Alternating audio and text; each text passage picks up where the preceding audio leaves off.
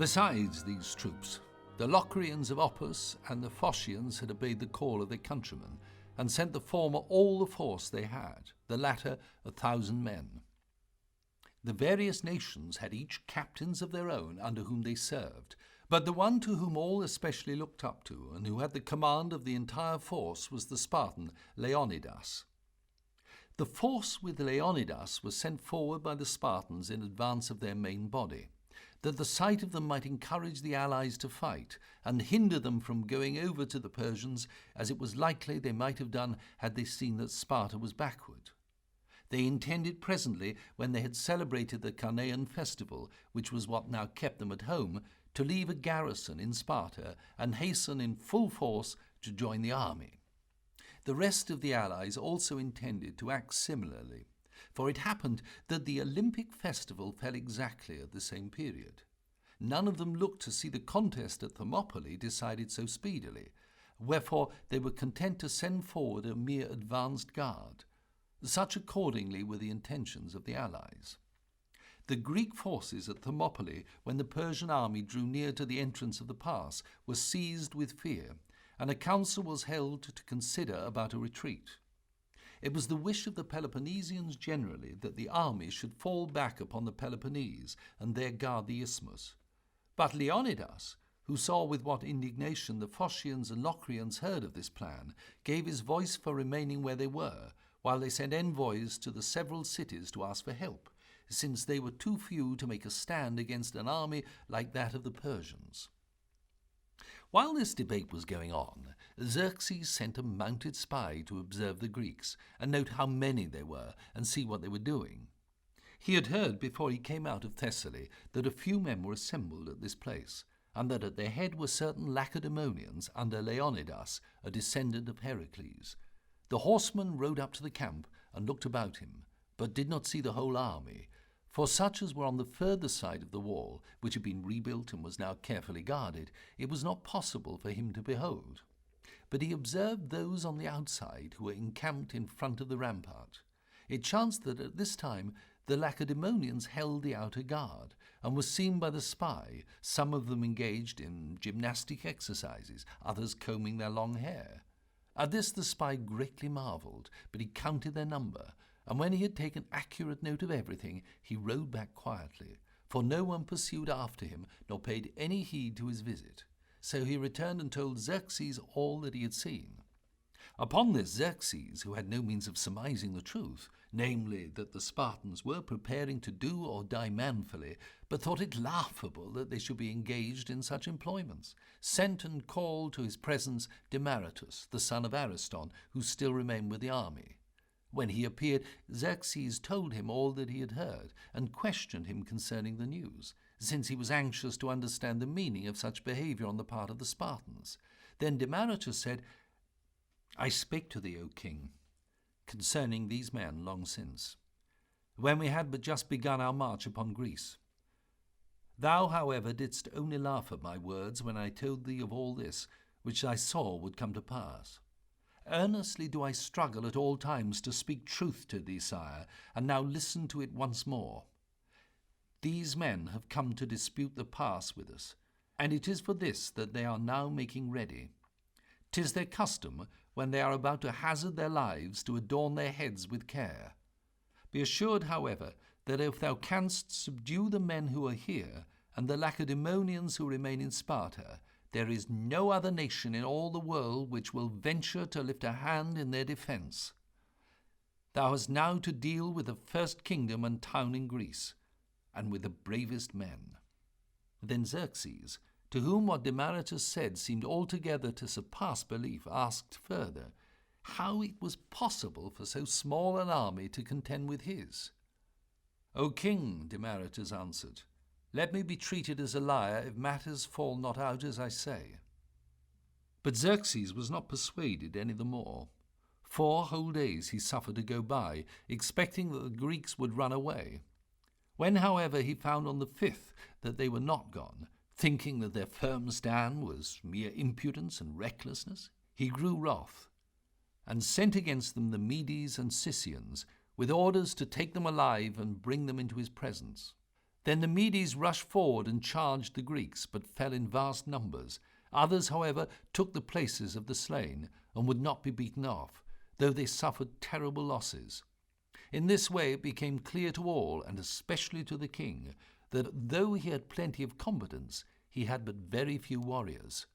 The struggle, however, continued during the whole day. Then the Medes, having met so rough a reception, withdrew from the fight, and their place was taken by the band of Persians under Herodotus, whom the king called his immortals. They, it was thought, would soon finish the business, but when they joined battle with the Greeks, 'twas with no better success than the Median detachment. Things went much as before, the two armies fighting in a narrow space, and the barbarians using shorter spears than the Greeks, and having no advantage from their numbers. The Lacedaemonians fought in a way worthy of note, and showed themselves far more skilful in fight than their adversaries, often turning their backs, and making as though they were all flying away, on which the barbarians would rush after them with much noise and shouting. When the Spartans at their approach would wheel round and face their pursuers, in this way destroying vast numbers of the enemy. Some Spartans likewise fell in these encounters, but only a very few.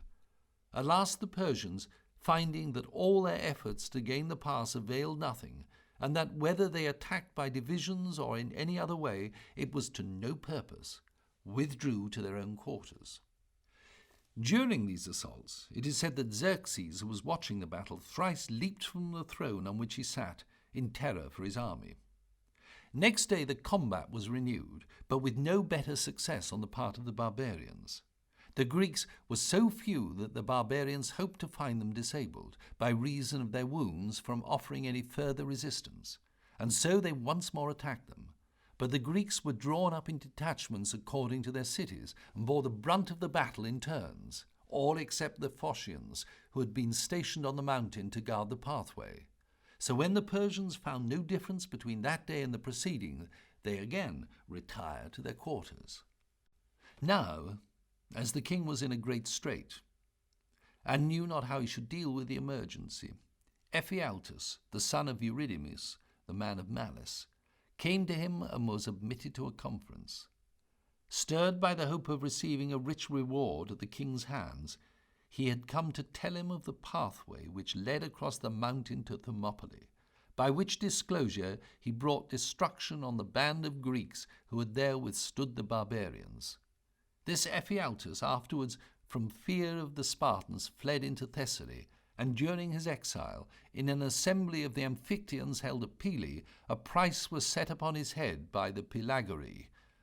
When some time had gone by, he returned from exile and went to Anticyra, where he was slain by Athenades, a native of Trachis. Great was the joy of Xerxes on this occasion, and as he approved highly of the enterprise which Ephialtes undertook to accomplish, he forthwith sent upon the errand Herodotus and the Persians under him. The troops left the camp about the time of the lighting of the lamps. The pathway along which they went was first discovered by the Malians of these parts, who soon afterwards led the Thessalians by to attack the Phocians, at the time when the Phocians fortified the pass with a wall, and so put themselves under covert from danger. And ever since, the path has always been put to an ill use by the Malians. The Persians took this path, and crossing the Asopus, continued their march through the whole of the night, having the mountains of Uita on their right hand, and on left those of Trachis. At dawn of day they found themselves close to the summit. Now, the hill was guarded, as I have already said, by 1,000 Phocian men-at-arms, who were placed there to defend the pathway, and at the same time to secure their own country. They had been given the guard of the mountain path, while the other Greeks defended the pass below, because they had volunteered for the service, and had pledged themselves to Leonidas to maintain the post. The ascent of the Persians became known to the Phocians in the following manner. During all the time that they were making their way up, the Greeks remained unconscious of it, inasmuch as the whole mountain was covered with groves of oak. But it happened that the air was very still, and the leaves which the Persians stirred with their feet made, as it was likely they would, a loud rustling, whereupon the Phocians jumped up and flew to seize their arms.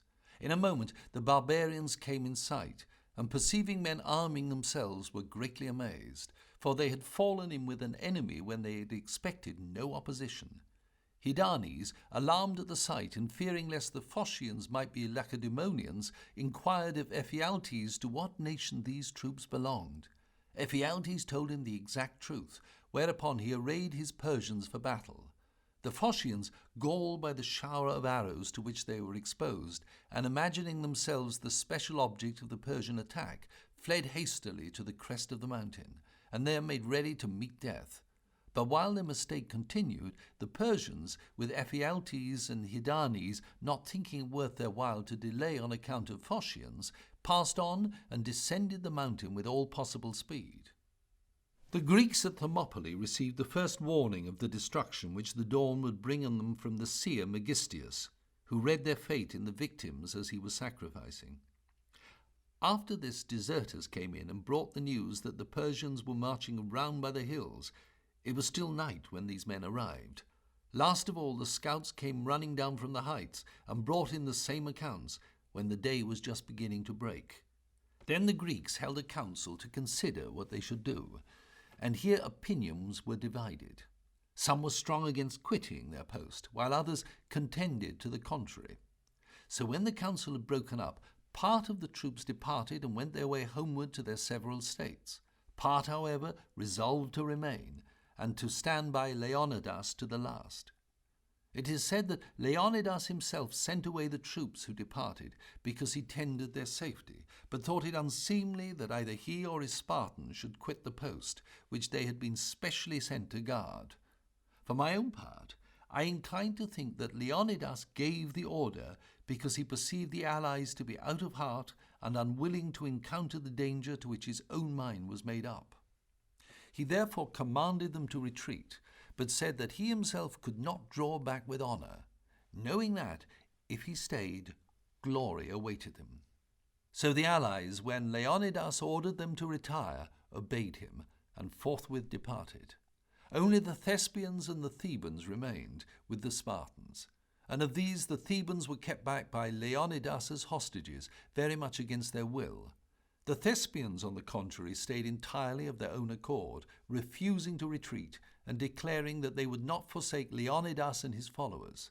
So they abode with the Spartans and died with them. Their leader was Demophilus, the son of Diadromes. At sunrise, Xerxes made libations, after which he waited until the time when the forum was wont to fill, and then began his advance. Ephialtes had instructed him thus, as the descent of the mountain is much quicker and the distance much shorter than the way round the hills and the ascent. So the barbarians under Xerxes began to draw nigh, and the Greeks under Leonidas, as they now went forth determined to die, advanced much further than on previous days, until they reached the more open portion of the pass. Hitherto they had held their station within the wall, and from this had gone forth to fight at the point where the pass was the narrowest. Now they joined battle beyond the defile, and carried slaughter among the barbarians, who fell in heaps. Behind them the captains of the squadrons, armed with whips, urged their men forward with continual blows. Many were thrust into the sea, and there perished. A still greater number were trampled to death by their own soldiers. No one heeded the dying. For the Greeks, reckless of their own safety and desperate, since they knew that as the mountain had been crossed, their destruction was nigh at hand, exerted themselves with the most furious valour against the barbarians. By this time the spears of the great number were all shivered, and with their swords they hewed down the ranks of the Persians, and here, as they strove, Leonidas fell fighting bravely, together with many other famous Spartans, whose names I have taken care to learn on account of their great worthiness, as indeed I have those of all the 300. There fell too at the same time very many famous Persians. For instance, 2 brothers of Xerxes here fought and fell. And now there arose a fierce struggle between the Persians and the Lacedaemonians over the body of Leonidas, in which the Greeks 4 times drove back the enemy, and at last, by their great bravery, succeeded in bearing off the body. This combat was scarcely ended when the Persians with Ephialtes approached, and the Greeks, informed that they drew nigh, made a change in the manner of their fighting. drawing back into the narrowest part of the pass, and retreating even behind the cross wall, they posted themselves upon a hillock, where they stood all drawn up together in one close body, except only the Thebans. The hillock whereof I speak is at the entrance of the straits, where the stone lion stands, which was set up in honour of Leonidas. Here they defended themselves to the last, such as still had swords using them, and the others resisting with their hands and teeth, till the barbarians, who in part had pulled down the wall and attacked them in front, in part had gone round and now encircled them upon every side, overwhelmed and buried the remnant which was left beneath showers of missile weapons. Thus nobly did the whole body of Lacedaemonians and Thespians behave, but nevertheless one man is said to have distinguished himself above all the rest, to wit, Dionysius the Spartan. A speech which he made before the Greeks engaged the Medes remains on record. One of the Trachinians told him, "Such was the number of the barbarians that when they shot forth their arrows, the sun would be darkened by their multitude." Dionysius, not at all frightened at these words, but making light of the Median numbers, answered, "Our Trachinian friend brings us excellent tidings. If the Medes darken the sun, we shall have our fight in the shade." Next to him, two brothers, Lacedaemonians, are reputed to have made themselves conspicuous. They were named Alpheus and Maro, and were the sons of Orsiphantus. There was also a Thespian who gained greater glory than any of his countrymen.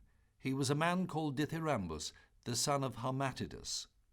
The slain were buried where they fell, and in their honour an inscription was set up which said, "Go, stranger, and to Lacedaemon tell that here, obeying her behests, we fell." Thus fought the Greeks at Thermopylae, and Xerxes, after the fight was over, called for Demaratus to question him, and began as follows. "Demaratus, thou art a worthy man. Thy true speaking proves it. All has happened as thou didst forewarn.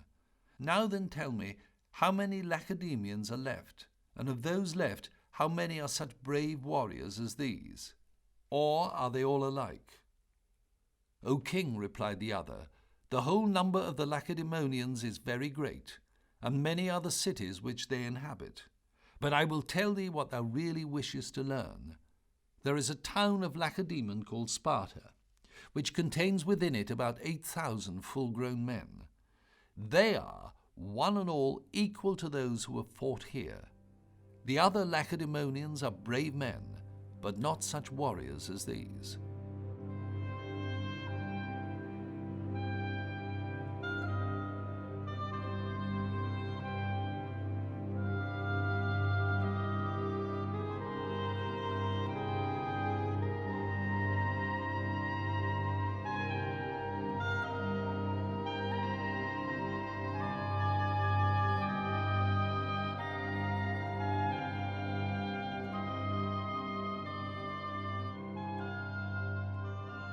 The Greeks engaged in the sea service were the following.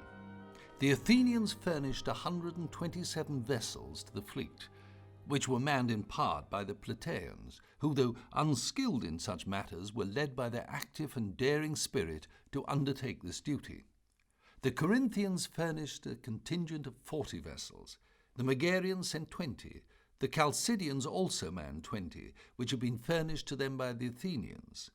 The Aeginetians came with 18, the Sicyonians with 12, the Lacedaemonians with 10, the Epidaurians with 8, the Erythraeans with 7, the Troezenians with 5, the Styrians with 2, and the Achaeans with 2 triremes and 2 galleys.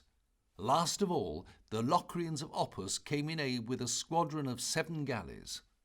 Such were the nations which furnished vessels to the fleet now at Artemisium, and in mentioning them I've given the number of ships furnished by each. The total number of the ships thus brought together, without counting the galleys, was 271, and the captain who had the chief command over the whole fleet was Eurybiades, the son of Eurycleides. He was furnished by Sparta, since the allies had said that if a Lacedaemonian did not take the command, they would break up the fleet, for never would they serve under the Athenians. At the present time, the Greeks, on their arrival at Artemisium, when they saw the number of the ships which lay at anchor near Aphite, and the abundance of troops everywhere, feeling disappointed that matters had gone with the barbarians so far otherwise than had been expected, and full of alarm at what they saw, began to speak of drawing back from Artemisium towards the inner parts of their country. So when the Euboeans heard what was in debate, they went to Eurybiades and besought him to wait a few days, while they removed their children and their slaves to a place of safety. But, as they found that they prevailed nothing, they left him, and went to Themistocles, the Athenian commander, to whom they gave a bribe of 30 talents, on his promise that the fleet should remain and risk a battle in defence of Euboea. And Themistocles succeeded in detaining the fleet in the way which I will now relate. He made over to Eurybiades 5 talents out of the 30 paid him, which he gave as if they came from himself. And having in this way gained over the admiral, he addressed himself to Adimantus, the son of Ocytus, the Corinthian leader, who was the only remonstrant now, and who still threatened to sail away from Artemisium and not wait for the other captains. Addressing himself to this man, Themistocles said with an oath, "Thou forsake us? By no means. I will pay thee better for remaining than the Persians would for leaving thy friends." And straightway he sent on board the ship of Adimantus a present of 3 talents of silver. So these 2 captains were won by gifts, and came over to the views of Themistocles, who was thereby enabled to gratify the wishes of the Euboeans. He likewise made his own gain on the occasion, for he kept the rest of the money, and no one knew of it. The commanders who took the gifts thought that the sums were furnished by Athens, and had been sent to be used in this way. Thus it came to pass that the Greeks stayed at Euboea, and there gave battle to the enemy. Now the battle was on this wise. The barbarians reached Aphite early in the afternoon, and then saw, as they had previously heard reported, that a fleet of Greek ships, weak in number, lay at Artemisium. At once they were eager to engage, fearing that the Greeks would fly, and hoping to capture them before they should get away. They did not, however, think it wise to make straight for the Greek station, lest the enemy should see them as they bore down, and betake themselves to flight immediately, in which case night might close in before they came up with the fugitives, and so they might get clean off and make their escape from them, whereas the Persians were minded not to let a single soul slip through their hands. They therefore contrived a plan, which was the following. They detached 200 of their ships from the rest, and to prevent the enemy from seeing them start, sent them round outside the island of Sciathos to make the circuit of Euboea by Caphareus and Geritus, and so to reach the Euripus. By this plan they thought to enclose the Greeks on every side, for the ships detached would block up the only way by which they could retreat, while the others would press upon them in front. With these designs, therefore, they dispatched the 200 ships, while they themselves waited, since they did not mean to attack the Greeks upon that day, or until they knew by signal of the arrival of the detachment which had been ordered to sail round Euboea. Meanwhile, they made a muster of the other ships at Aphite. Now the Persians had with them a man named Silius, a native of Scione, who was the most expert diver of his day.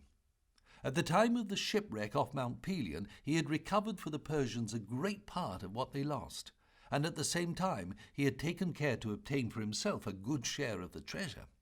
He had for some time been wishing to go over to the Greeks, but no good opportunity had offered till now, when the Persians were making the muster of their ships. In what way he contrived to reach the Greeks I am not able to say for certain. I marvel much if the tale that is commonly told be true. 'Tis said he dived into the sea at Aphite, and did not once come to the surface till he reached Artemisium, a distance of nearly 80 furlongs. Now, many things are related of this man which are plainly false, but some of the stories seem to be true.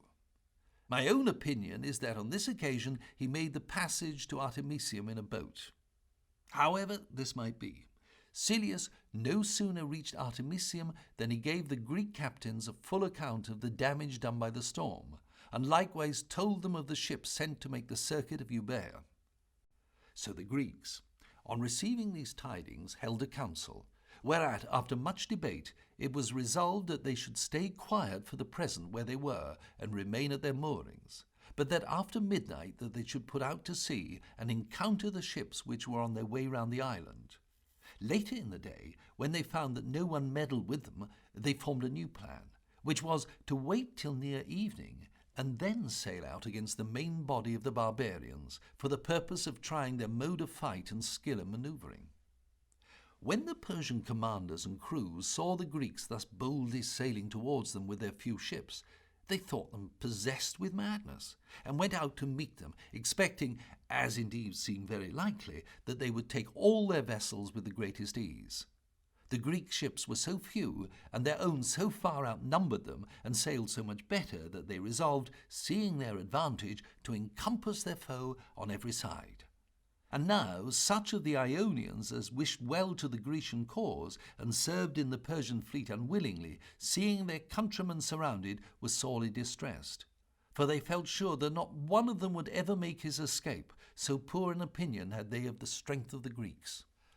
On the other hand, such as saw with pleasure the attack on Greece, now vied eagerly with each other, which should be the first to make prize of an Athenian ship, and thereby to secure himself a rich reward from the king.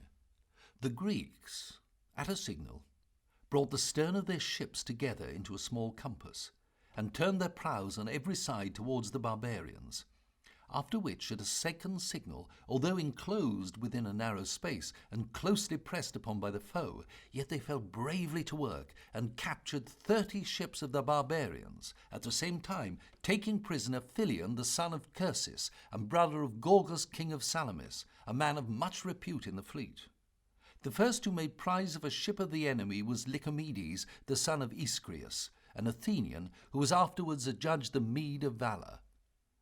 Victory, however, was still doubtful when night came on, and put a stop to the combat. The Greeks sailed back to Artemisium, the barbarians returned to Ephyte, much surprised at the result, which was far other than they had looked for. In this battle only one of the Greeks who fought on the side of the king deserted and joined his countrymen. This was Antidorus of Lemnos, whom the Athenians rewarded for his desertion by the present of a piece of land in Salamis. Evening had barely closed in when a heavy rain, it was about midsummer, began to fall, which continued the whole night, with terrible thunderings and lightnings from Mount Pelion. The bodies of the slain and broken pieces of the damaged ships were drifted in the direction of Ephyte, and floated about the prows of the vessels there, disturbing the action of the oars. The barbarians, hearing the storm, were greatly dismayed, expecting certainly to perish, as they had fallen into such a multitude of misfortunes. For before they were well recovered from the tempest and the wreck of their vessels off Mount Pelion, they had been surprised by a sea fight which had taxed all their strength, and now the sea fight was scarcely over when they were exposed to floods of rain and the rush of swollen streams into the seas and violent thunderings. If, however, they who lay at Ephyte passed a comfortless night, far worse were the sufferings of those who had been sent to make the circuit of Euboea, inasmuch as the storm fell on them out at sea, whereby the issue was indeed calamitous. They were sailing along near the hollows of Euboea, when the wind began to rise and the rain to pour. Overpowered by the force of the gale, and driven they knew not whither, at the last they fell upon rocks. Heaven so contriving in order that the Persian fleet might not greatly exceed the Greek, but be brought nearly to its level. This squadron, however, was entirely lost about the hollows of Euboea. The barbarians at Ephyte were glad when day dawned, and remained in quiet at their station, content if they might enjoy a little peace after so many sufferings. Meanwhile there came to the aid of the Greeks a reinforcement of 53 ships from Attica. Their arrival, and the news, which reached Artemisium about the same time, of the complete destruction by the storm of the ships sent to sail round Euboea, greatly cheered the spirits of the Greek sailors. So they waited again till the same hour as the day before, and once more putting out to sea, attacked the enemy. This time they fell in with some Cilician vessels which they sank. When night came on, they withdrew to Artemisium. The third day was now come, and the captains of the barbarians, ashamed that so small a number of ships should harass their fleet, and afraid of the anger of Xerxes, instead of waiting for the others to begin the battle, weighed anchor themselves and advanced against the Greeks about the hour of noon, with shouts encouraging one another. Now it happened that these sea fights took place on the very same days with the combats at Thermopylae, and as the aim of the struggle was in the one case to maintain the pass, so in the other it was to defend the Euripus. While the Greeks, therefore, exhorted one another not to let the barbarians burst in upon Greece, these latter shouted to their fellows to destroy the Grecian fleet and get possession of the channel. And now the fleet of Xerxes advanced in good order to the attack, while the Greeks on their side remained quite motionless at Artemisium. The Persians therefore spread themselves and came forward in a half-moon, seeking to encircle the Greeks on all sides, and thereby prevent them from escaping. The Greeks, when they saw this, sailed out to meet their assailants, and the battle forthwith began. In this engagement the two fleets contended with no clear advantage to either, for the armament of Xerxes injured itself by its own greatness, the vessels falling into disorder, and ofttimes running foul of one another. Yet still they did not give way, but made a stout fight, since the crews felt it would indeed be a disgrace to turn and fly from a fleet so inferior in number. The Greeks therefore suffered much, both in ships and men, but the barbarians experienced a far larger loss of each. So the fleets separated after such a combat as I have described. The two fleets, on separating, hastened very gladly to their anchorage grounds. The Greeks, indeed, when the battle was over, became masters of the bodies of the slain and the wrecks of the vessels. But they had been so roughly handled, especially the Athenians, one half of those vessels had suffered damage, that they determined to break up from their station and withdraw to the inner parts of their country. Then Themistocles, who thought that if the Ionian and Carian ships could be detached from the barbarian fleet, the Greeks might be well able to defeat the rest, called the captains together. They met upon the seashore, where the Euboeans were now assembling their flocks and herds, and here Themistocles told them he thought that he knew of a plan whereby he could detach from the king those who were of most worth amongst his allies. This was all that he disclosed to them of his plan at that time. Meanwhile, looking to the circumstances in which they were, he advised them to slaughter as many of the Euboean cattle as they liked, for it was better, he said, that their own troops should enjoy them than the enemy, and to give orders to their men to kindle the fires as usual. With regard to the retreat, he said that he would take upon himself to watch the proper moment, and would manage matters so that they should return to Greece without loss. These words pleased the captains, so they had the fires lit and began the slaughter of the cattle.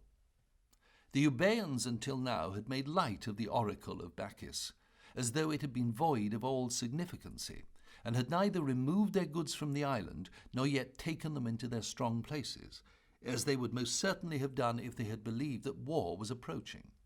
By this neglect they had brought their affairs into the very greatest danger. Now the oracle of which I speak ran as follows: When o'er the main shall be thrown a papyrus yoke by a stranger, be thou ware, and drive from Euboea the goat's loud bleating. So as the Euboeans had paid no regard to this oracle when the evils approached and impended, now that they had arrived, the worst was likely to befall them. While the Greeks were employed in the way described above, the scout who had been on the watch at Trachis arrived at Artemisium, for the Greeks had employed 2 watchers. Polyus, a native of Anticura, had been stationed off Artemisium, with a rowboat at his command ready to sail at any moment, his orders being that, if an engagement took place by sea, he should convey the news at once to the Greeks at Thermopylae, and in like manner Abronicus, the son of Lysicles, an Athenian, had been stationed with a galley near Leonidas to be ready, in case of disaster befalling the land force, to carry tidings of it to Artemisium. It was this Abronicus who now arrived with news of what had befallen Leonidas and those who were with him. When the Greeks heard the tidings, they no longer delayed to retreat, but withdrew in the order wherein they had been stationed, the Corinthians leading and the Athenians sailing last of all. And now Themistocles chose out the swiftest sailors from among the Athenian vessels, and proceeding to the various watering places along the coast, cut inscriptions on the rocks, which were read by the Ionians the day following on their arrival at Artemisium. The inscriptions ran thus: "Men of Ionia, you do wrong to fight against your own fathers and to give your help to enslave Greece. We beseech you therefore to come over, if possible, to our side. If you cannot do this, then we pray you, stand aloof from the contest yourselves, and persuade the Carians to do the like. If neither of these things be possible, and you are hindered by a force too strong to resist from venturing upon desertion, at least when we come to blows, fight backwardly, remembering that you are sprung from us, and that it was through you we first provoked the hatred of the barbarian." Themistocles, in putting up these inscriptions, looked, I believe, to two chances. Either Xerxes would not discover them, in which case they might bring over the Ionians to the side of the Greeks, or they would be reported to him and made a ground of accusation against the Ionians, who would thereupon be distrusted and would not be allowed to take part in the sea fights. Shortly after the cutting of the inscriptions, a man of Histiaea went in a merchant ship to Aphyte and told the Persians that the Greeks had fled from Artemisium. Disbelieving his report, the Persians kept the man a prisoner, while they sent some of their fastest vessels to see what had happened. These brought back word how matters stood, whereupon at sunrise the whole fleet advanced together in a body and sailed to Artemisium, where they remained till midday, after which they went on to Histiaea. That city fell into their hands immediately, and they shortly overran the various villages upon the coast in the district of Helopia, which was part of the Histiaean territory. There came now a few deserters from Arcadia to join the Persians, poor men who had nothing to live on and were in want of employment. The Persians brought them into the king's presence, and there inquired of them, by a man who acted as their spokesman, what the Greeks were doing. The Arcadians answered, "They are holding the Olympic Games, seeing the athletic sports and the chariot races." "And what," said the man, "is the prize for which they contend?" "An olive wreath," returned the others, "which is given to the man who wins." On hearing this, Tritantechmes, the son of Artabanus, uttered a speech, which was in truth most noble, but which caused him to be taxed with cowardice by King Xerxes. Hearing the men say that the prize was not money but a wreath of olive, he could not forbear from exclaiming before them all, "Good heavens, Mardonis! What manner of men are these against whom thou hast brought us to fight? Men who contend with one another not for money, but for honour." After passing Parapotami, the barbarians marched to Panopes, and now the army separated into two bodies, whereof one, which was the more numerous and the stronger of the two, marched under Xerxes himself towards Athens, entering Boeotia by the country of the Orchomenians. Meanwhile the Grecian fleet, which had left Artemisium, proceeded to Salamis at the request of the Athenians, and there cast anchor. The Athenians had begged them to take up this position in order that they might convey their women and children out of Attica, and further might deliberate upon the course which it now behoved them to follow.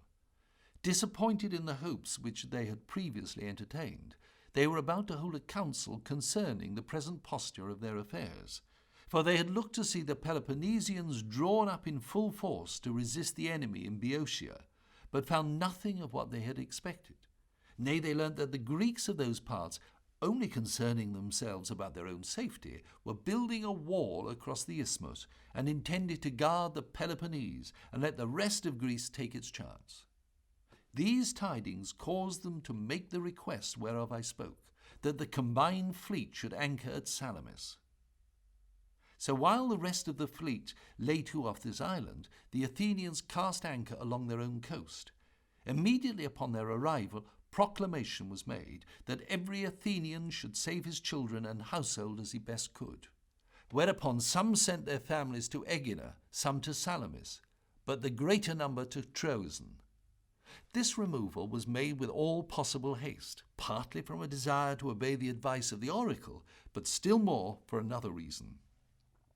The Athenians say that they have in their Acropolis a huge serpent, which lives in the temple, and is the guardian of the whole place. Nor do they only say this, but as if the serpent really dwelt there, Every month they lay out its food, which consists of a honey cake. Up to this time, the honey cake had always been consumed, but now it remained untouched.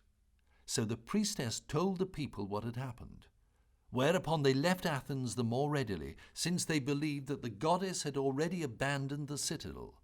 As soon as all was removed, the Athenians sailed back to their station. And now the remainder of the Grecian sea force, hearing that the fleet which had been at Artemisium was come to Salamis, joined it at that island from Troezen. The vessels collected were many more in number than those which had fought at Artemisium, and were furnished by more cities. The admiral was the same who had commanded before, to wit, Eurybiades, the son of Eucleides, who was a Spartan, but not of the family of the kings.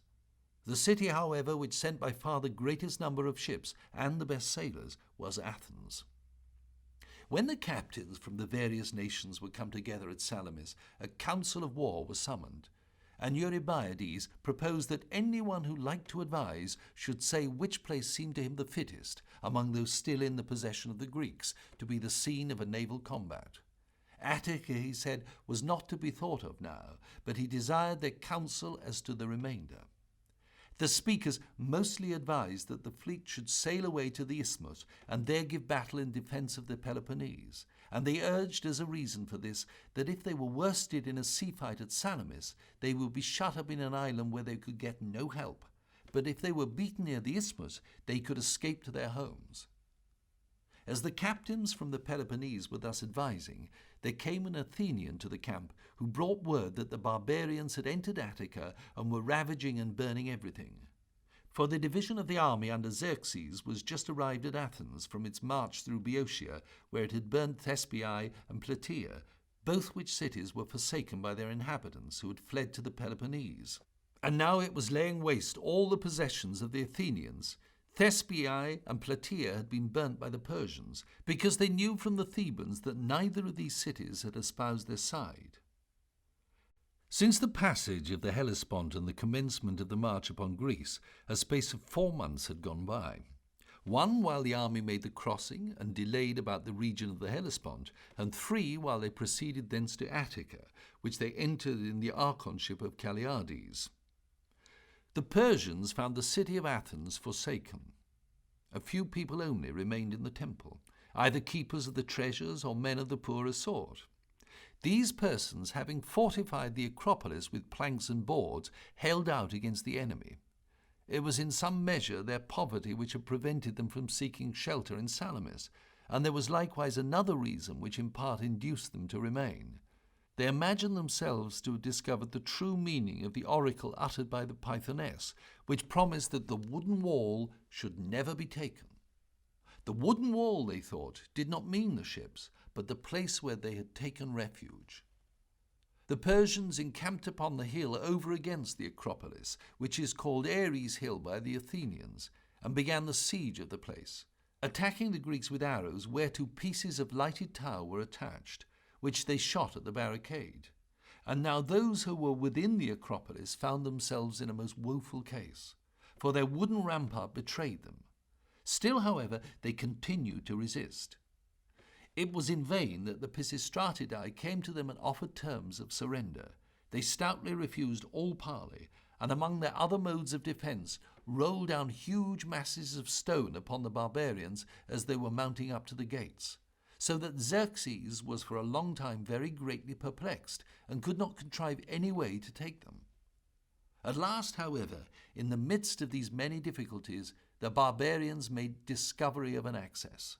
For verily the oracle had spoken truth, and it was fated that the whole mainland of Attica should fall beneath the sway of the Persians. Right in front of the Acropolis, but behind the gates and the common ascent, where no watch was kept, and no one would have thought it possible that any foot of man could climb, a few soldiers mounted from the sanctuary of Aglaus, Cecrop's daughter, notwithstanding the steepness of the precipice. As soon as the Athenians saw them upon the summit, some threw themselves headlong from the wall and so perished, while others fled for refuge to the inner part of the temple. The Persians rushed to the gates and opened them, after which they massacred the suppliants. When all was slain, they plundered the temple and fired every part of the Acropolis.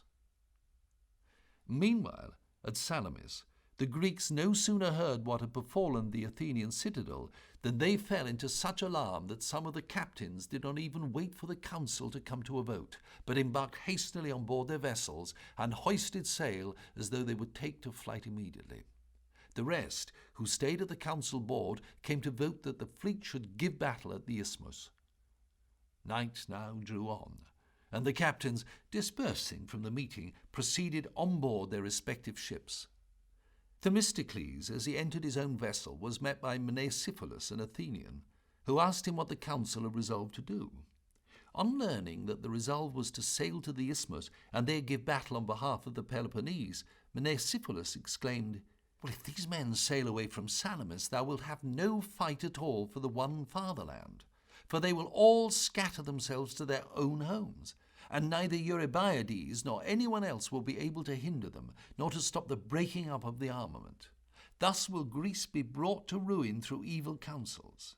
But haste thee now, and if there be any possible way, seek to unsettle these resolves.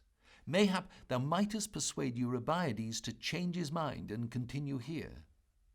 The suggestion greatly pleased Themistocles, and without answering a word he went straight to the vessel of Eurybiades and addressed him as follows: "With thee at rest, O Eurybiades, to save Greece, if thou wilt only hearken unto me and give the enemy battle here, rather than yield to the advice of those amongst us who would have the fleet withdrawn to the isthmus.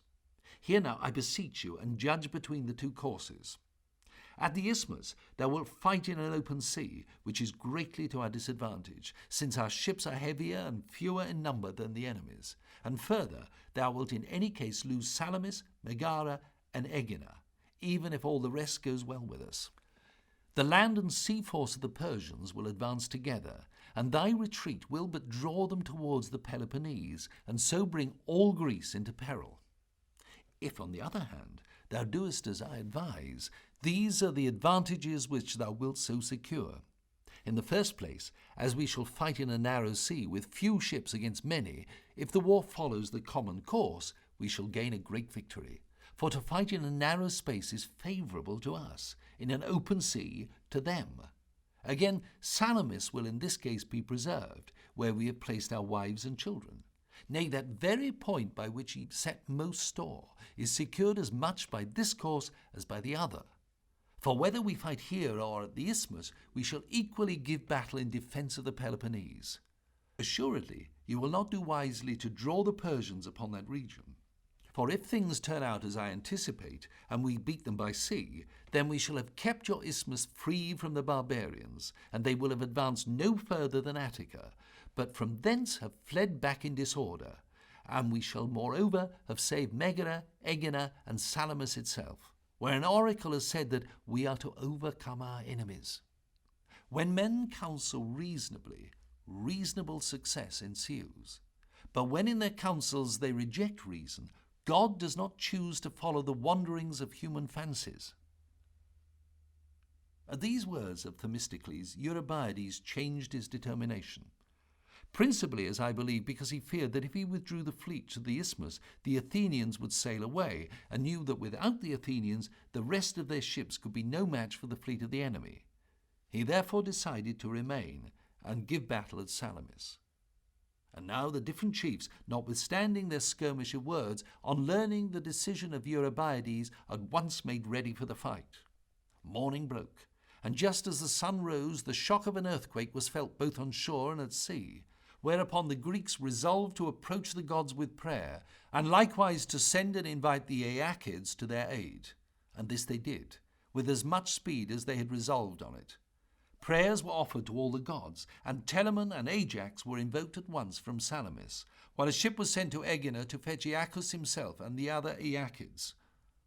The men belonging to the fleet of Xerxes, after they had seen the Spartan dead at Thermopylae and crossed the channel from Trachis to Histiaea, waited there by the space of 3 days, and then sailing down through the Euripus in 3 more came to Phalerum. The rest of the sea forces came safe to Phalerum, where they were visited by Xerxes, who had conceived a desire to go aboard and learn the wishes of the fleet. So he came and sat in a seat of honour, and the sovereigns of the nations and the captains of the ships were sent for to appear before him. and as they arrived took their seats according to the rank assigned them by the king. In the first seat sat the king of Sidon, after him the king of Tyre, then the rest in their order. When the whole had taken their place, one after another, and were set down in orderly array, Xerxes, to try them, sent Mardonius and questioned each whether a sea fight should be risked or no. Mardonius accordingly went round the entire assemblage, beginning with the Sidonian monarch, and asked this question, to which all gave the same answer, advising to engage the Greeks, except only Queen Artemisia, who advised against such a course. Nevertheless, Xerxes gave orders that the advice of the greater number should be followed, for he thought that at Euboea the fleet had not done its best, because he himself was not there to see, whereas this time he resolved that he would be an eyewitness of the combat. Orders were now given to stand out to sea, and the ships proceeded towards Salamis, and took up the stations to which they were directed, without let or hindrance from the enemy. The day, however, was too far spent for them to begin the battle, since night already approached, so they prepared to engage upon the morrow. The Greeks, meanwhile, were in great distress and alarm, more especially those of the Peloponnese, who were troubled that they had been kept at Salamis to fight on behalf of the Athenian territory, and feared that if they should suffer defeat, they would be pent up and besieged in an island, while their own country was left unprotected. The same night the land army of the barbarians began its march towards the Peloponnese, where, however, all that was possible had been done to prevent the enemy from forcing an entrance by land. As soon as news reached the Peloponnese of the death of Leonidas and his companions at Thermopylae, the inhabitants flocked together from the various cities and encamped at the isthmus under the command of Cleombrotus, son of Anaxandridas and brother of Leonidas. Here their first care was to block up the Scironian way, after which it was determined in council to build a wall across the isthmus. As the number assembled amounted to many tens of thousands, and there was not one who did not give himself to the work, it was soon finished. Stones, bricks, timber, baskets filled full of sand were used in the building, and not a moment was lost by those who gave their aid, for they laboured without ceasing either by night or day. So the Greeks at the isthmus toiled unceasingly, as though in the greatest peril, since they never imagined that any great success would be gained by the fleet. The Greeks at Salamis, on the other hand, when they heard what the rest were about, felt greatly alarmed. But their fear was not so much for themselves as for the Peloponnese. At first they conversed together in low tones, each man with his fellow, secretly, and marvelled at the folly shown by Eurybiades. But presently the smothered feeling broke out, and another assembly was held, whereat the old subjects provoked much talk from the speakers, one side maintaining that it was best to sail to the Peloponnese and risk battle for that, instead of abiding at Salamis and fighting for a land already taken by the enemy, while the other, which consisted of the Athenians, Aeginetians, and Megarians, was urgent to remain and have the battle fought where they were. Then Themistocles, when he saw that the Peloponnesians would carry the vote against him, went out secretly from the council, and instructing a certain man what he should say, sent him on board a merchant ship to the fleet of the Persians. The man's name was Sicinus. He was one of Themistocles' household slaves, and acted as tutor to his sons. In after times, when the Thespians were admitting persons to citizenship, Themistocles made him a Thespian and a rich man to boot. The ship brought Sicinus to the Persian fleet, and there he delivered his message to the leaders in these words: "The Athenian commander has sent me to you privily, without the knowledge of the other Greeks. He is a well-wisher to the king's cause, and would rather success should attend on you than on his countrymen. Wherefore he bids me tell you that fear has seized the Greeks, and they are meditating a hasty flight. Now then it is open to you to achieve the best work that ever ye wrought, if only ye will hinder their escaping. They no longer agree amongst themselves, so that they will not now make any resistance. Nay, 'tis likely ye may see a fight already begun between such as favour and such as oppose your cause." The messenger, when he had thus expressed himself, departed, and was seen no more. Then the captains, believing all that the messenger had said, proceeded to land a large body of Persian troops on the islet of Psittaleia, which lies between Salamis and the mainland. After which, about the hour of midnight, they advanced their western wing towards Salamis, so as to enclose the Greeks. At the same time, the force stationed about Chios and Cynosura moved forward, and filled the whole strait as far as Munichia with their ships. This advance was made to prevent the Greeks from escaping by flight, and to block them up in Salamis, where it was thought that vengeance might be taken upon them for the battles fought near Artemisium. The Persian troops were landed on the islet of Psitalea, because as soon as the battle began, the men and wrecks were likely to be drifted thither, as the isle lay in the very path of the coming fight, and they would thus be able to save their own men and destroy those of the enemy. All these movements were made in silence, that the Greeks might have no knowledge of them, and they occupied the whole night, so that the men had no time to get their sleep. Meanwhile, among the captains at Salamis the strife of words grew fierce. As yet they did not know that they were encompassed, but imagined that the barbarians remained in the same places where they had seen them the day before.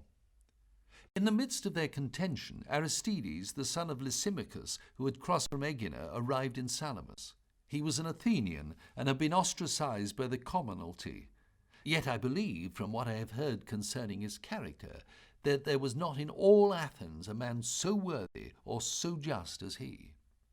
He now came to the council, and standing outside called for Themistocles. Now Themistocles was not his friend, but his most determined enemy. However, under the pressure of the great dangers impending, Aristides forgot their feud, and called Themistocles out of the council, since he wished to confer with him. He had heard before his arrival of the impatience of the Peloponnesians to withdraw the fleet to the isthmus.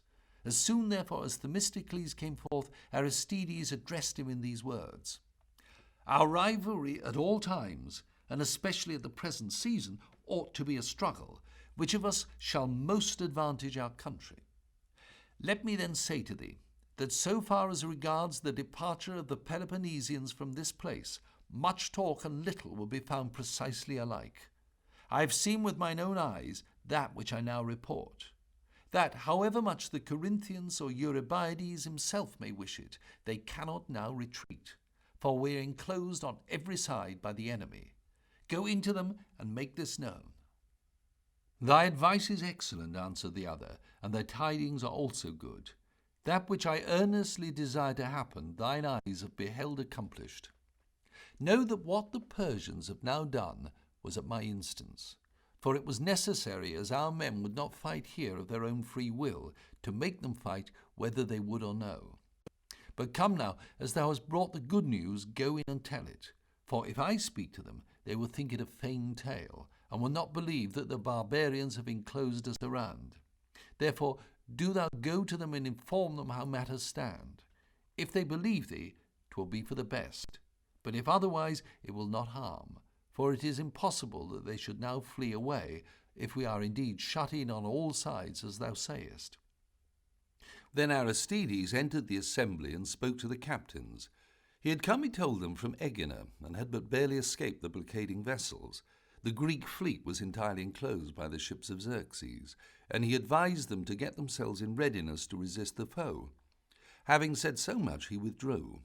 And now another contest arose, for the greater part of the captains would not believe the tidings. But while they still doubted, a Tenian trireme, commanded by Panetius, the son of Sosimenes, deserted from the Persians and joined the Greeks, bringing full intelligence. The Greeks now, not doubting what the Tenians told them, made ready for the coming fight. At the dawn of day, all the men-at-arms were assembled together, and speeches were made to them, of which the best was that of Themistocles, who throughout contrasted what was noble with what was base, and bade them, in all that came within the range of man's nature and constitution, always to make choice of the nobler part. The fleet had scarce left the land when they were attacked by the barbarians. At once most of the Greeks began to back water and were about touching the land, when Eumenius of Pellene, one of the Athenian captains, darted forth in front of the line and charged a ship of the enemy.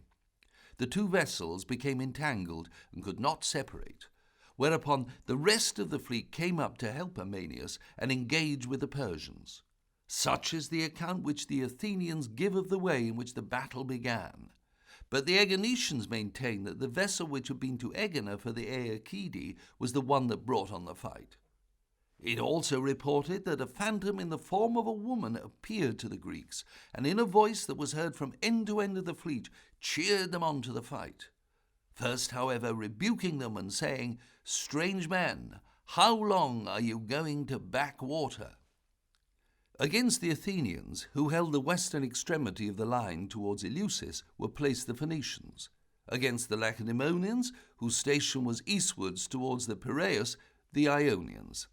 Of these last, a few only followed the advice of Themistocles to fight backwardly. The greater number did far otherwise. Far the greater number of the Persian ships engaged in this battle were disabled, either by the Athenians or by the Aeginetians. For as the Greeks fought in order and kept their line, while the barbarians were in confusion and had no plan in anything that they did, the issue of the battle could scarce be other than it was. Yet the Persians fought far more bravely here than at Euboea, and indeed surpassed themselves. Each did his utmost through fear of Xerxes, for each thought that the king's eye was upon himself. There fell in this combat Ariobaenes, one of the chief commanders of the fleet, who was the son of Darius and the brother of Xerxes, and with him perished a vast number of men of high repute, Persians and their allies. Of the Greeks there died only a few, for as they were able to swim, all those that were not slain outright by the enemy escaped from the sinking vessels and swam across to Salamis. But on the side of the barbarians more perished by drowning than in any other way, since they did not know how to swim. The great destruction took place when the ships which had been first engaged began to fly, for they who were stationed in the rear, anxious to display their valour before the eyes of the king, made every effort to force their way to the front, and thus became entangled with such of their own vessels as were retreating. During the whole time of the battle, Xerxes sat at the base of the hill called Aigaleos, over against Salamis. And whenever he saw any of his own captains perform any worthy exploit, he inquired concerning him, and the man's name was taken down by his scribes, together with the names of his father and his city. When the rout of the barbarians began, and they sought to make their escape to Phalerum, the Aeginetians, awaiting them in the channel, performed exploits worthy to be recorded. Through the whole of the confused struggle, the Athenians employed themselves in destroying such ships as either made resistance or fled to shore, while the Aeginetians dealt with those which endeavoured to escape down the strait, so that the Persian vessels were no sooner clear of the Athenians than forthwith they fell into the hands of the Aeginetian squadron. Such of the barbarian vessels as escaped from the battle fled to wrecks that were to be found in that quarter, and prepared themselves for another engagement, supposing that the king would renew the fight with the vessels which still remained with the Aeginetians, and after them the Athenians. In the midst of the confusion, Aristides, the son of Lysimachus the Athenian, of whom I lately spoke as of a man of great excellence, performed the following service. He took a number of the Athenian heavy-armed troops who had previously been stationed along the shore of Salamis, and landing with them on the islet of Psittaleia, slew all the Persians by whom it was occupied. As soon as the sea fight was ended, the Greeks drew together to Salamis all the wrecks that were to be found in that quarter, and prepared themselves for another engagement, supposing that the king would renew the fight with the vessels which still remained to him. But Xerxes, when he saw the extent of his loss, began to be afraid lest the Greeks might be counselled by the Ionians, or without their advice might determine to sail straight to the Hellespont and break down the bridges there, in which case he would be blocked up in Europe and run great risk of perishing. He therefore made up his mind to fly, but as he wished to hide his purpose alike from the Greeks and from his own people, he set to work to carry a mound across the channel to Salamis, and at the same time began fastening a number of Phoenician merchant ships together to serve at once for a bridge and a wall. He likewise made many warlike preparations, as if he were about to engage the Greeks once more at sea. Now, when these things were seen, all grew fully persuaded that the king was bent on remaining, and intended to push the war in good earnest. Mardonius, however, was in no respect deceived, for long acquaintance enabled him to read all the king's thoughts. Meanwhile, Xerxes, though engaged in this way, sent off a messenger to carry intelligence of his misfortune to Persia.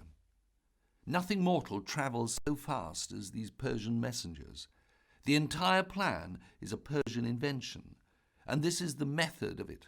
Along the whole line of road there are men, they say, stationed with horses, in number equal to the number of days which the journey takes, allowing a man and a horse to each day. And these men will not be hindered from accomplishing at their best speed the distance which they have to go, either by snow or rain or heat, or by the darkness of the night. The first rider delivers his dispatch to the second, and the second passes it to the third, and so it is borne from hand to hand along the whole line, like the light in the torch race which the Greeks celebrate to Hephaestus. The Persians give the riding post in this manner the name of Angarum. At Susa, on the arrival of the first message, which said that Xerxes was master of Athens, such was the delight of the Persians who had remained behind, that they forthwith strewed all the streets with myrtle boughs, and burnt incense, and fell to feastings and merriment. In like manner, when the second message reached them, so sore was their dismay, that they all with one accord rent their garments, and cried aloud, and wept and wailed without stint. They laid the blame of the disaster on Mardonius, and their grief on the occasion was less on account of the damage done to their ships than owing to the alarm which they felt about the safety of the king. Hence their trouble did not cease till Xerxes himself, by his arrival, put an end to their fears. And now Mardonius, perceiving that Xerxes took the defeat of his fleet greatly to heart, and suspecting that he had made up his mind to leave Athens and fly away, began to think of the likelihood of his being visited with punishment for having persuaded the king to undertake the war.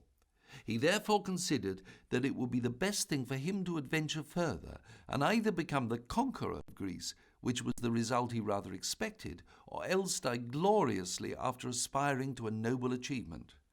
So with these thoughts in his mind, he said one day to the king, "Do not grieve, master, or take so greatly to heart thy late loss. Our hopes hang not altogether on the fate of a few planks, but on our brave steeds and horsemen. These fellows, whom thou imaginest to have quite conquered us, will not venture, no, not one of them, to come ashore and contend with our land army, nor will the Greeks, who are upon the mainland, fight our troops. Such as did so have received their punishment. If thou so pleasest, we may at once attack the Peloponnese. If thou wouldst rather wait a while, that too is in our power. Only be not disheartened.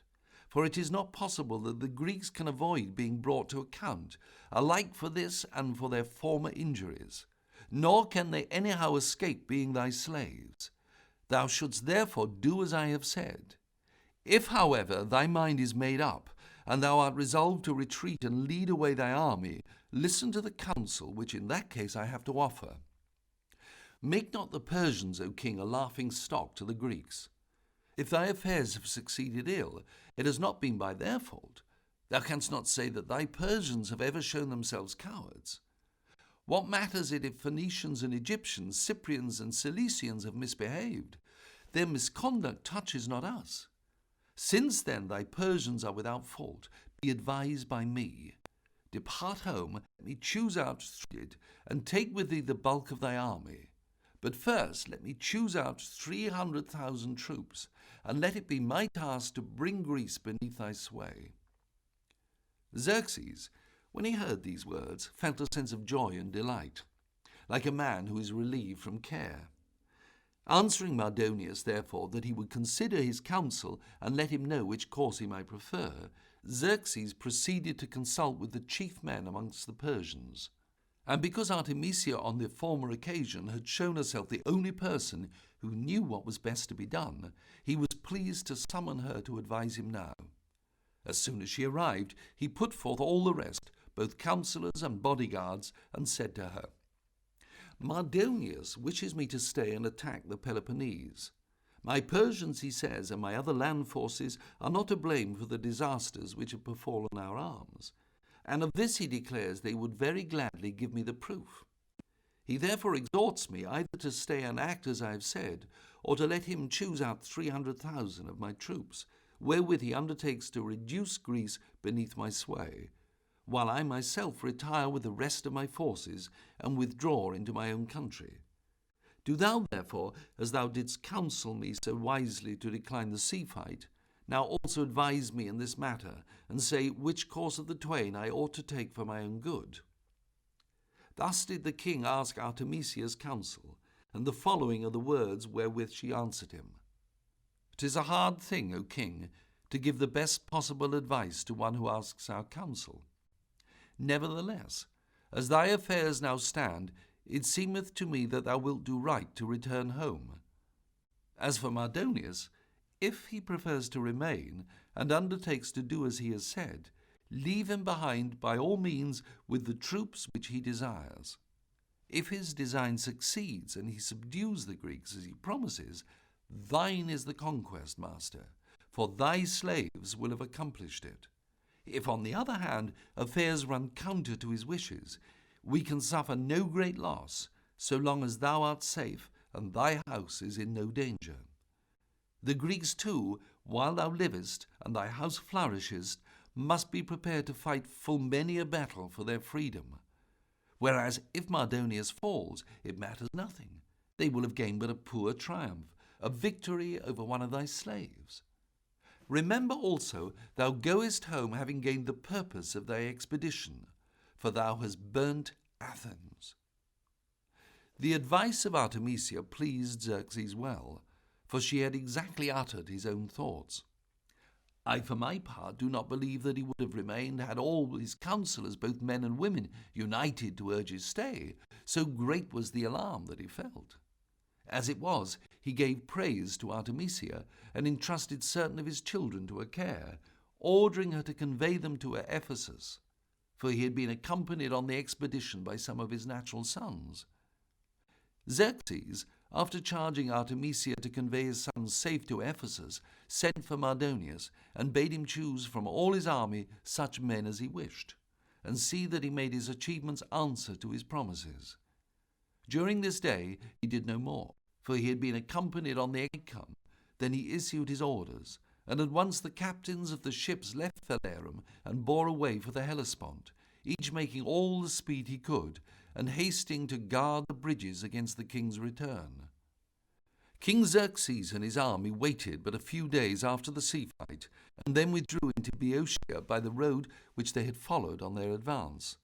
It was the wish of Mardonius to escort the king a part of the way, and as the time of year was no longer suitable for carrying on war, he thought it best to winter in Thessaly and wait for the spring before he attempted the Peloponnese. After the army was come into Thessaly, no longer suitable for carrying on war, he thought it best to winter in Thessaly and wait for the spring before he attempted the Peloponnese.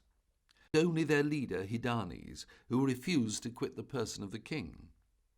Next he chose the Persians, who wore breastplates, and the 1,000 picked horse, likewise the Medes, the Sacans, the Bactrians, and the Indians, foot and horse equally. These nations he took entire. From the rest of the allies he culled a few men, taking either such as were remarkable for their appearance, or else such as had performed to his knowledge some valiant deed. The Persians furnished him with the greatest number of troops, men who were adorned with chains and armlets. Next to them were the Medes, who in number equalled the Persians, but in valour fell short of them. The whole army, reckoning the horsemen with the rest, amounted to 300,000 men. At the time when Mardonius was making choice of his troops and Xerxes still continued in Thessaly, the Lacedaemonians received a message from the Delphic oracle, bidding them seek satisfaction at the hands of Xerxes for the death of Leonidas, and take whatever he chose to give them. So the Spartans sent a herald with all speed into Thessaly, who arrived while the entire Persian army was still there. This man, being brought before the king, spake as follows: King of the Medes, the Lacedaemonians and the Heracles of Sparta require of thee the satisfaction due for bloodshed, because thou slewest their king, who fell fighting for Greece. Xerxes laughed, and for a long time spake not a word. At last, however, He pointed to Mardonius, who was standing by him, and said, "Mardonius here shall give them the satisfaction they deserve to get." And the herald accepted the answer, and forthwith went his way. Xerxes after this left Mardonius in Thessaly, and marched away himself at his best speed towards the Hellespont. In 45 days he reached the place of passage, where he arrived with scarce a fraction, so to speak, of his former army.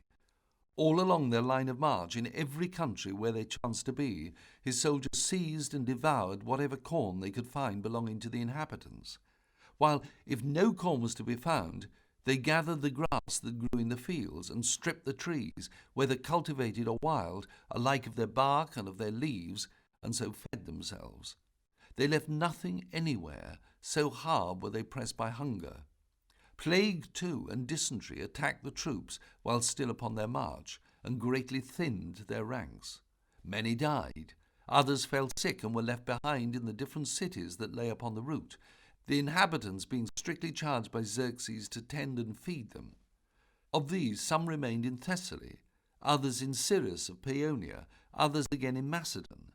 Here Xerxes, on his march into Greece, had left the sacred car and steeds of Zeus, which upon his return he was unable to recover, for the Paeonians had disposed of them to the Thracians.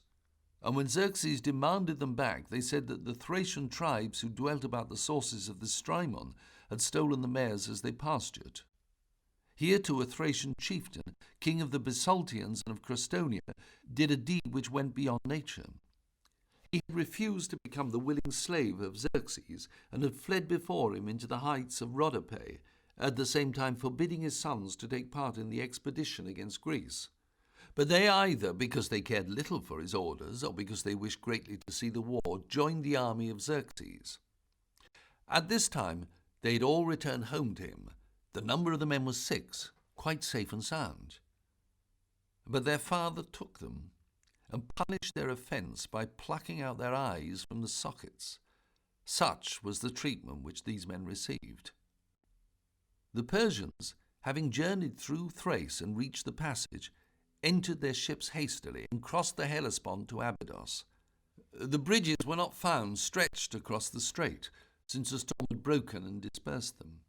At Abydos the troops halted, and obtaining more abundant provision than they had yet got upon their march, they fed without stint, from which cause, added to the change in their water, great numbers of those who had hitherto escaped perished. The remainder, together with Xerxes himself, came safe to Sardis.